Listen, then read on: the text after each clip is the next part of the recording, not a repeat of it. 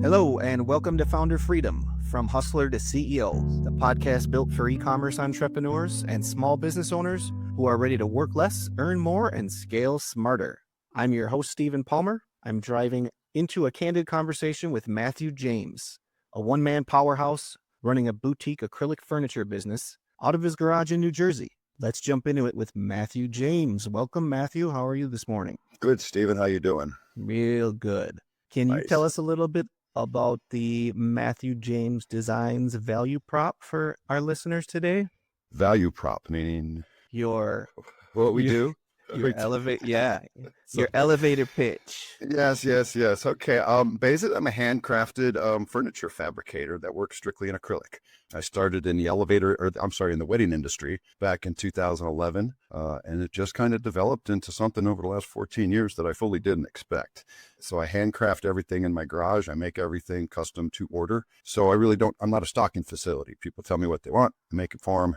And my designs have just grown over the years. It started with just one project back in 2011. Now I've got over 140 designs. And it's crazy to me. It just kind of blows my mind a little bit when I stop and think about it. Yeah, that's awesome. That's a pretty big catalog for a one-man show, especially. Yeah, I'm glad they don't order them all at once. I would be pretty busy, but it's enough of a variety where it keeps me occupied with the spattering of stuff, and it doesn't get boring for me. It's always exciting to find out who ordered what, and what do I get to build this week. Oh, that's fun. Yeah. So what inspired you to create this brand? It was necessity. I won't lie. Back when we were starting in 2011, I was married and neither my wife nor I were working. She was a wedding florist, so I used my business skills to kind of promote her, emphasize her business, market it, help her with everything I could on that end. And at one point back in 2011, somebody asked for an acrylic huppah. Honestly, at that time, I did not know what acrylic was, and I did not know what a huppah was. So I was challenged right off the bat to figure out what this customer wanted, but I looked it up, found some images, figured I could buy it from somebody, and realized I couldn't find anybody that was marketing it, selling it, making it. So I just decided to make it myself. We made it in the basement. Customer loved it. We put a few pictures up on her website, and within a month, people were calling us, asking us if we could make it for them. And I recognized that I found a niche. I couldn't have been the only one looking for it, and nobody else was doing it, so I jumped on it. And at that point, I was very well versed in marketing on the internet for her business and for other businesses. So kind of took off. Nice. It built itself from there. So that was like the gap that you discovered. Not necessarily looking for it, but it just kind of came and presented itself and you jumped on it. It did. And I recognized the market value was there. The profit levels were very good, and had to have a very candid conversation with my wife about switching roles at that point, because I recognized that the acrylic business was going to be much more profitable than her local florist business.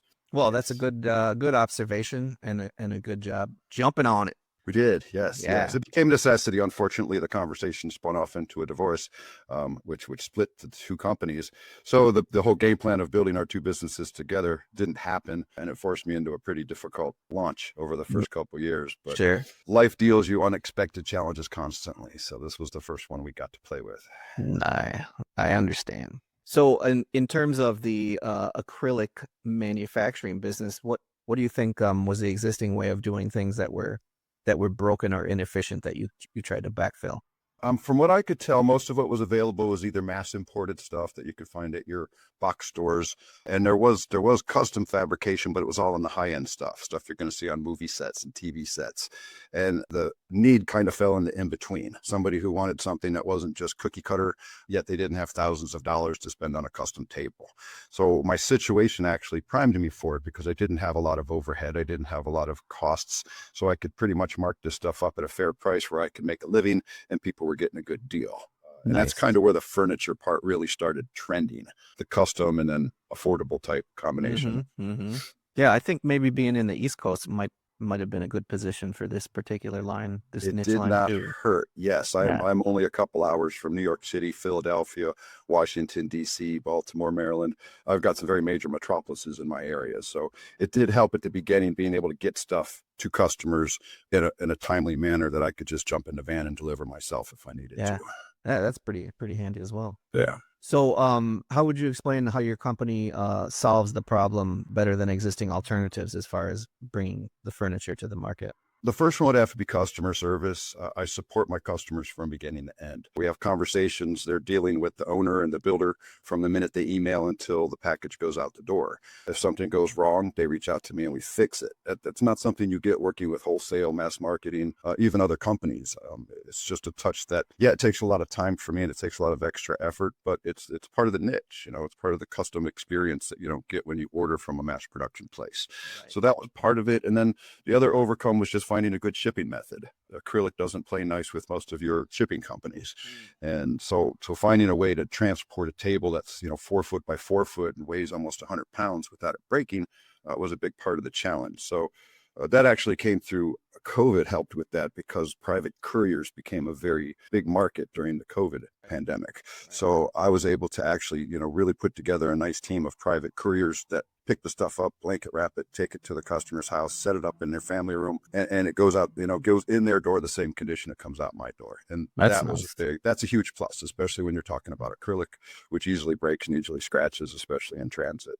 Yeah. White glove is pretty much the standard for custom furniture. For sure. And it's not cheap. And, in some cases, going right to the market, it would cost me more to ship it than to make it. So the fact that I've got a couple different guys that I work with on a regular basis, we complement each other. I help them fill their routes and they give it to me at an affordable price that doesn't, blow me out of the market as far as cost. Right. That's cool. So when people are looking at your website, maybe considering making a purchase, what do you think is the biggest misconception that they might have about what you do? Perfection. One of the challenges of what they see when they're looking at it on TV or when they go to the retail stores is if it's mass produced and you do the same thing over and over again, you could do it pretty flawless. If you're doing everything custom by hand, you don't have molds, you got to do it by hand. So you're going to have imperfections. And acrylic is one of the least forgiving mediums out there. You can't just sand it over or stain it over. What happens. So I've gotten very good at it, but regardless, no matter what you do, you're going to have minor visual imperfections at some point. Most people get it, but some people have this expectation of perfection and it doesn't exist in my world. So it took a number of years and a lot of dollars for me to learn how to market myself properly so that people didn't come in with the expectation of flawless and I could at least present myself in a way of, hey, it'll be nice, but please don't take a close-up picture of a tiny bubble and tell me that you want your money back. And so that was definitely one of the biggest growing curves. It helped when I actually went to museums and I started taking close-up looks at museum quality cases and saw the same little bubbles and the same little imperfections. But in a dark museum, you don't see it. In your family room, you do. So I learned as I went. I had to learn what was reality and what was just people's expectations. And kind of just let them know I build to my abilities, not to your expectations. And if it doesn't work, please don't buy from me. It's still a road bump I run into. It really is. I can't avoid it because people don't always read. People don't always look at who they're buying from. They see a picture, it's pretty, they buy it. And then when they get it, they want to pick apart any little imperfection they see. So that's been one of my bigger challenges. Yeah. Setting the expectation is difficult in custom anything, really. But furniture probably particularly, because it's a big purchase for somebody. It is. And I get that. And I recognize it. And sadly, I don't make as much money as people see when they see $1,000 price tag. They figure the maker's kind of rolling in the dough. They don't compensate the shipping, and the actual acrylic's a very expensive material. So I get both sides of it. And I try to be very diplomatic in handling these issues when they come up. And still here, so I guess I'm doing something right. Nice. Right? Nice. So could you share a success story, either of a customer success or maybe a business mission success that entrepreneurs can relate to? Wow. I've survived 14 years without a game plan. I know that's kind of vague, but I can't think of any specific successes other than the fact that, 2 years into my business, I was expecting to have a home-based business with a family, and I found myself living alone, searching for a place to work, and about $20,000 in debt with no idea how I was going to make it out. And I'm 14 years later, and I've got money to put both of my kids through college. I've never had any needs or wants. And I can't completely say how I've done it other than staying diligent and focused on doing the right thing all the time. Regardless, if it costs you money, do the right thing. It'll come back around, both through reputation and just through the fact that that's how our God works. So absolutely. Yeah. Well, that's a great story. I mean, yeah, I could sit here and try to pick individual stories. I've worked with some different, professional peoples. I've worked with Vanessa Williams. I've worked with Bob Dylan. sold them pieces, ooh, big names. But Mm-hmm. so, you got little things like that. In the end, it's no big deal. But, if you try to come up with victories, I think personally, one of the biggest victories I've had is that I've been able to bring a lot of different people through my shop as employees and apprentices, and have an influence on a lot of young people's lives. In my business, I can't afford to pay professionals $40 an hour to come work for me. So I have to pay people that are starting off in life minimum wage. And as much of that's been a challenge, it's been a blessing too, to see a lot of people come into the shop, learn how to work, learn how to manage, learn how to be part of a small business, and then go off and do something for themselves that's going to make them better in life. So, Yeah, that's a great gift. it's a catch-22, because you're kind of training people to go out into the world, and you're like, who's here helping me? I'm constantly training people, but in the end, if that's what God calls me to do, is train people and make better people in the world, then I could think of better ways to make a living. Yeah, You yeah, know what I'm that's saying? that's great. Yeah. I know I've met a few people doing this podcast that have the same spin on running their operations and engaging with people and giving them gifts that they didn't have before you met them. Yes, yes. It's rewarding beyond words. And then to recognize that I'm making enough money to have no needs, and most of my wants are filled, and both of my children are very well fed, nurtured, and educated. What more can you ask for? Right. It's just, this is what we call the American dream: to be able to work hard, make a quality product, provide quality service, and have a nice life. Right on.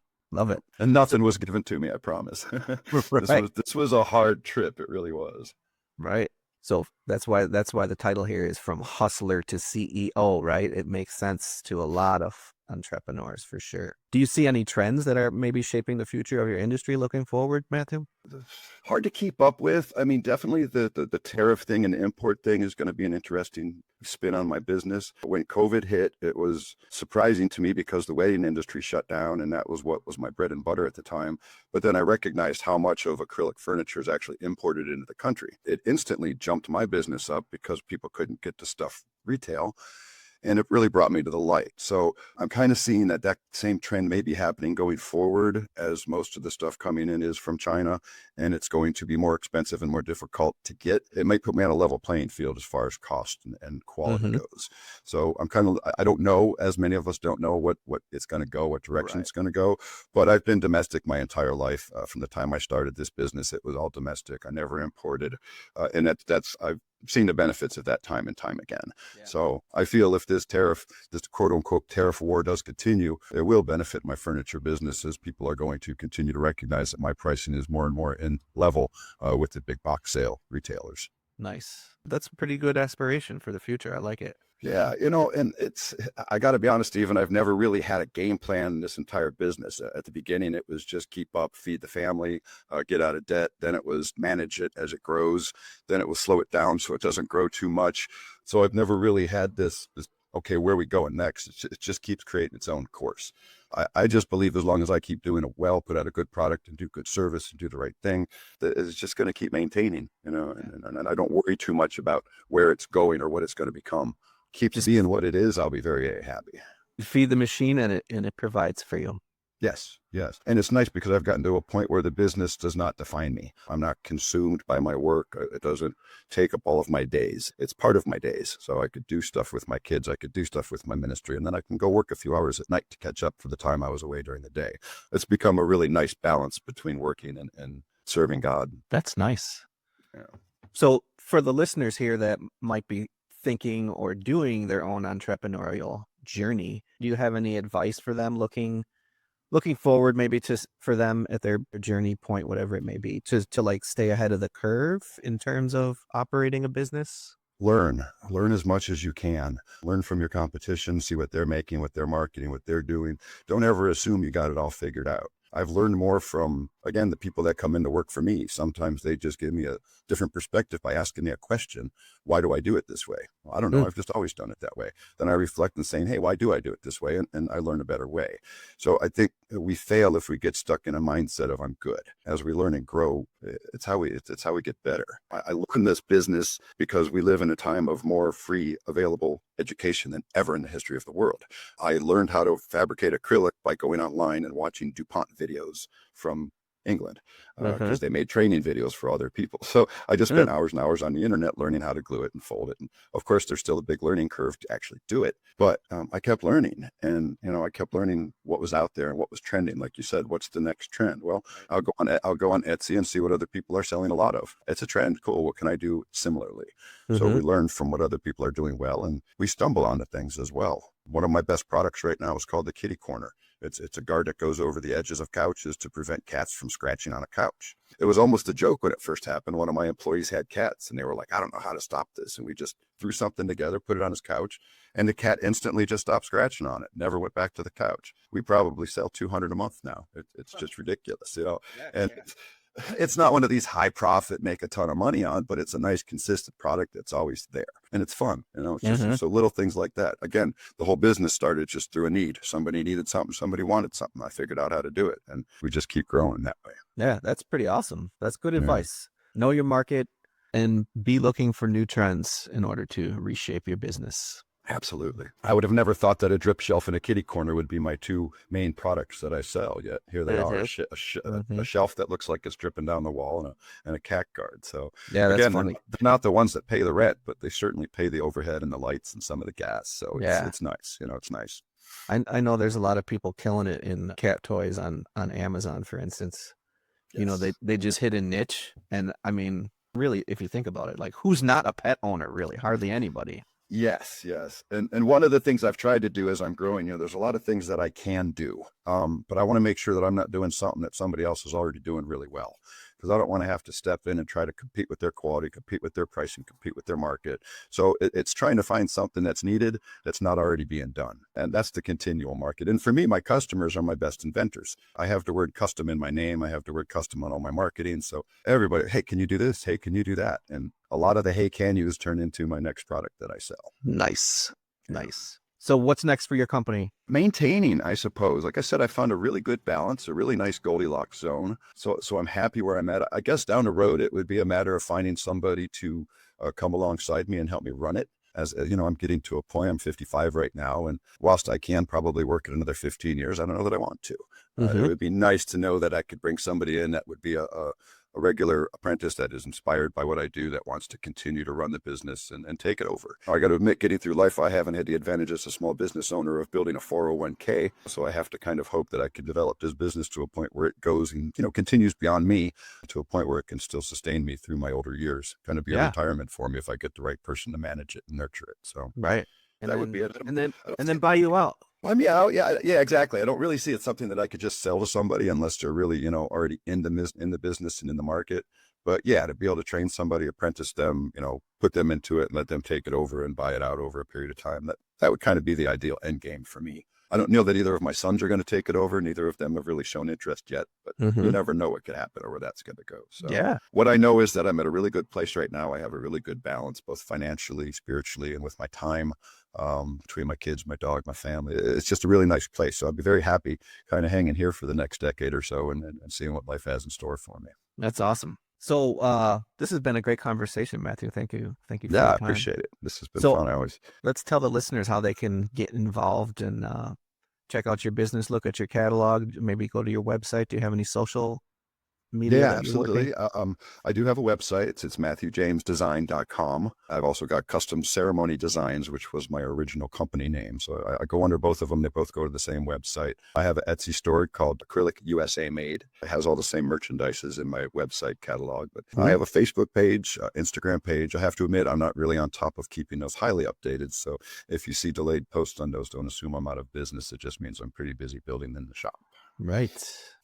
So Very good. my main method of communication is email. I'm not one of those guys that's going to really be able to get on the phone and have a chat with you because those tend to take time. But I do spend several hours every day answering emails, which is part of the customer service of people knowing that they're dealing with a real person every day. So Nice.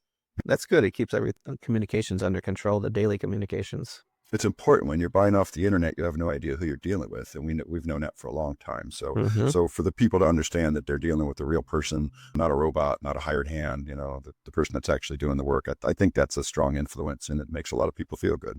Absolutely. Absolutely. All right. Well, that's a wrap, folks, on today's episode of Founder Freedom from Hustler to CEO.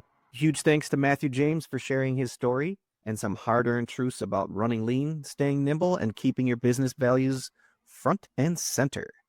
If you're into sleek, handcrafted acrylic furniture, or just want to support an American-made passion-fueled business, check out Matthew James Designs. You'll find his links in the show notes. Until next time, keep building smarter, not harder.